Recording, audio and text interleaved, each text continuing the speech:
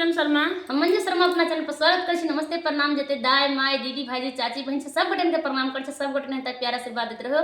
अब बहुत प्यारा सा झूमर गीत लगायल छै, सब जरूर सुनबे, जरूर कमेंट करबे गीत केहन लागल।